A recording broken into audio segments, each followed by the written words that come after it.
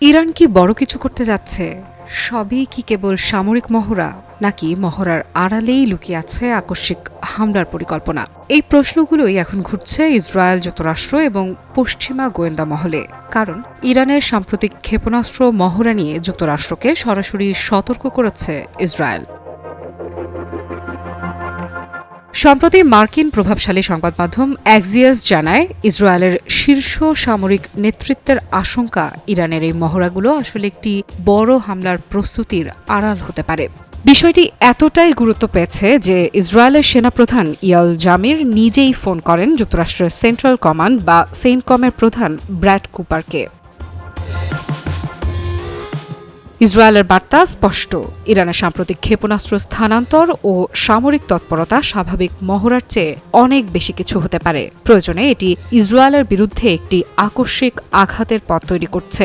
এই সতর্কবার্তা আসে এমন এক সময় যখন এর একদিন আগেই ইরান ইন্টারন্যাশনাল জানায়, পশ্চিমা গোয়েন্দা সংস্থাগুলো ইরানের ভেতরে অস্বাভাবিক সামরিক কার্যকলাপ শনাক্ত করেছে। বিশেষ করে ইসলামী বিপ্লবী গার্ড বাহিনীর অ্যারোস্পেস ফোর্সের তৎপরতা নজরে আসে।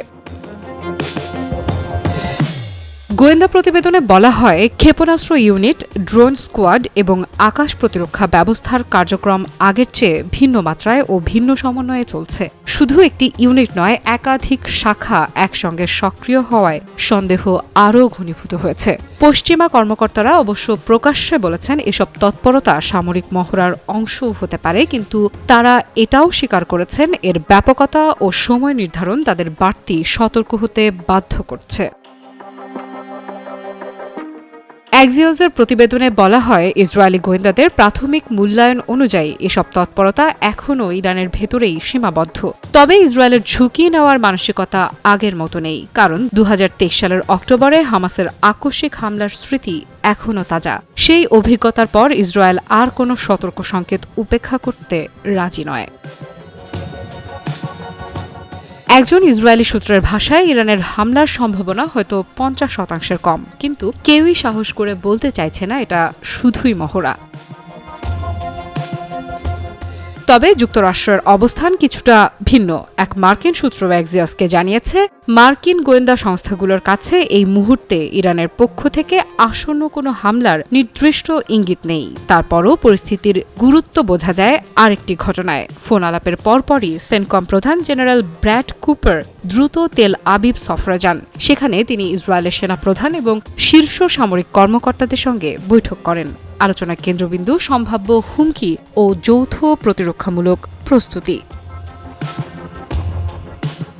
এই উত্তেজনার পেছনে রয়েছে সাম্প্রতিক রক্তক্ষয়ী সংঘর্ষের ইতিহাস। চলতি বছরের জুনে ইসরায়েল ইরানের সামরিক ও পারমাণবিক স্থাপনায় বড় ধরনের বিমান হামলা ও গোপন অভিযান চালায়। এতে জ্যেষ্ঠ সামরিক কর্মকর্তা ও পারমাণবিক বিজ্ঞানীসহ 1000-এর বেশি মানুষ নিহত হন। এর জবাবে ইরান ইসরায়েলের দিকে শত শত ক্ষেপণাস্ত্র ও ড্রোন ছোড়ে।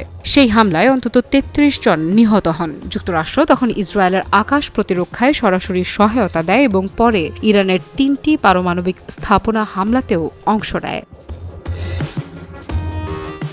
অ্যাক্সিওস জানায়, ইসরায়েলি গোয়েন্দা সংস্থা ও মোসাদের মতে ইরান এখনও যে গতিতে ক্ষেপণাস্ত্র সক্ষমতা পুনর্গঠন করছে, তাতে আগামী 2-3 মাসের মধ্যে নতুন সামরিক অভিযান জরুরি নয়। তবে পরিস্থিতি বদলাতে পারে আগামী বছরের দিকে। এদিকে এনবিসি নিউজ জানিয়েছে, ইসরায়েল চলতি মাসের শেষ দিকে যুক্তরাষ্ট্রের প্রেসিডেন্ট ডোনাল্ড ট্রাম্পকে ইরান বিষয়ে বিস্তারিত ব্রিফ করার প্রস্তুতি নিচ্ছে। আলোচনায় থাকবে ইরানের বিরুদ্ধে ভবিষ্যৎ সম্ভাব্য হামলার বিভিন্ন বিকল্প। কারণ ইসরায়েলের তেহরান ব্যালিস্টিক ক্ষেপণাস্ত্র উৎপাদন কেন্দ্র নতুন করে গড়ে তুলছে এবং জুনের হামলায় ক্ষতিগ্রস্ত আকাশ প্রতিরক্ষা ব্যবস্থা মেরামত করছে। আফ্রিদা ইফরাত, নিউজ 24।